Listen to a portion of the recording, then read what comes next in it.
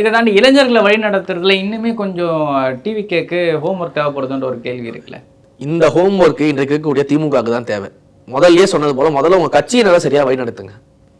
உங்க கட்சியினர் வந்து கடைக்கடையா போய் சண்டை போடுறது, பிரியாணி அண்டா உருட்டுறது, ஆயுதங்களை வச்சு சண்டை போடுறது, மாமூல் வசூல் பண்றது, மாமூல் கொடுக்கலன்னா வந்து போய் அடிக்கிறது, இது போன்ற விஷயங்களை உங்க கட்சியில தான் பண்ணிட்டு இருக்காங்க. வேற எந்த கட்சியும் செய்யுது. குறிப்பாக பாலியல் குற்றங்களில் ஈடுபட்டு இருக்காங்க. ஆனா இவனுக்கு பாருங்க, ஆன்லைன்ல யாரோ ஒரு இன்ஸ்டாகிராம் இன்ஃப்ளூயன்சர், அவர் வந்து ஏதோ ஒரு பாலியல் ஏதோ ஒரு பிரச்சனையில் ஒரு பண மோசடியில் ஒரு பெண்ணுக்கு வந்து மெசேஜ் அனுப்பின விஷயங்கள்ல இது போன்ற விஷயங்கள்ல மாட்டியிருக்கிறாரு. அவரை கொண்டாந்து தாவேகாவினோட நிர்வாகி மேல பாலியல் புகார். இது எந்த இடத்துல அவர் நிர்வாகியா இருக்கிறாரு? முதல்ல அவர் அடிப்படை உறுப்பினரா? அவர் நிர்வாகி நீங்க எப்படி சொல்ல முடியும்? அடிப்படை உறுப்பினரே கிடையாது, நிர்வாகியே கிடையாது. நிர்வாகினா யாரு நீங்க சொல்லுங்க. எந்த இடத்துல நிர்வாகியா இருக்காரு? என்ன பொறுப்புல இருக்காரு?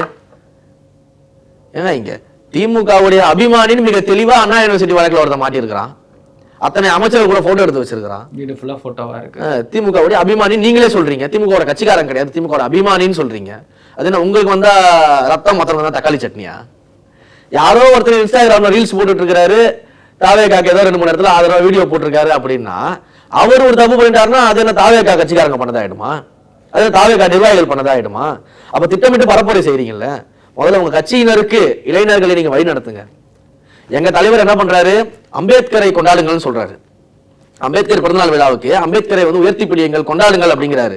இன்னைக்கு உங்களுக்கு தெரியும் தென் மாவட்டங்கள்ல எந்த மாதிரியான சாதிய பிரச்சனைகள் நடந்திருக்குது, எந்த மாதிரியான கலவரங்கள்லாம் அதன் மூலமா நடந்திருக்குது, எத்தனை விஷயங்கள் இது தொடர்பாக நடந்திருக்குன்னு நமக்கு தெரியும். ஆனா இன்னைக்கு அந்த தென் மாவட்டத்துல ஒட்டுமொத்த இளைஞர்களும் சாதிய பாடுபாடு பார்க்காம அம்பேத்கரை உயர்த்தி பிடிக்கிறாங்க, அம்பேத்கர் சிலைக்கு மாலை அணிவிக்கிறாங்க, அம்பேத்கரை வணங்குறாங்க அன்றைக்கு எங்க தலைவர் சொன்னதுக்கு பிறகு. அப்ப இதுதான் இளைஞர்கள் வழிநடத்தக்கூடிய ஒரு தலைமைக்கு அழகு.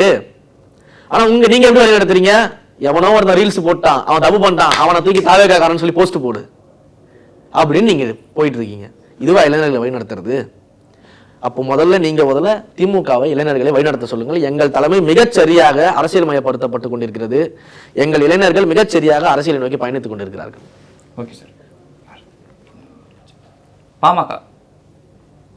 பாமகவும் வந்து பார்த்தீங்கன்னா இப்போ ஏடிஎம்கே அலையன்ஸில் இல்லாத மாதிரி ஒரு சுச்சுவேஷன் தான் இருக்குது. பிஜேபி கூட்டணியில் இருந்தாங்க. ஏன்னா இப்போ இந்த தலைமை மாற்றம் அப்படின்னு சொல்லிட்டு அப்பாக்கும் பையனுக்கும் நடுவில் ஒரு சின்ன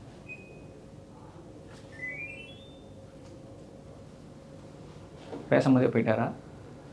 ஆமாம். பாமக வந்து பார்த்தீங்கன்னா இப்போ ஒரு சின்ன ஒரு குழப்பம் இருக்குது, தலைவர் மாற்றம் சார்ந்த விஷயங்கள். அதே மாதிரி வந்து பாமக வந்து 2026 கூட்டணி ஆட்சி தான் அமையுன்ற விஷயங்கள்லாம் வந்து தொடர்ச்சியாக சொல்லிட்டு இருந்தாங்க. ஒருவேளை பாமக